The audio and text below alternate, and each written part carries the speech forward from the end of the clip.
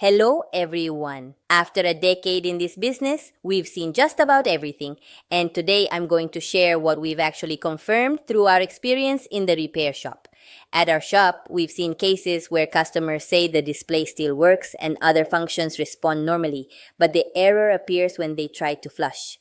This usually indicates that the unit has detected an abnormal condition and has activated a safety protection to prevent further damage.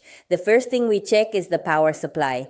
These units have multiple electronic modules, and a power outage, voltage fluctuation, or incomplete restart can cause the system to lock up.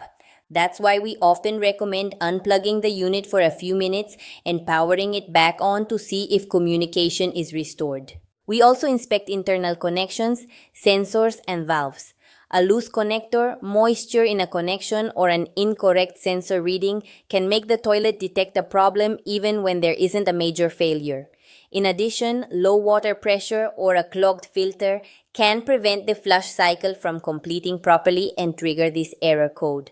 One thing we always tell customers is that it's not a good idea to replace expensive parts without testing first. Technicians usually check the power supply, connections, water supply, and component operation before considering the replacement of electronic modules. If error 03 continues to appear after these checks, it may be necessary to inspect internal components such as the flush control system or an electronic module. At that point, the best option is to contact an authorized Kohler service center to identify the exact cause and avoid spending money on unnecessary repairs.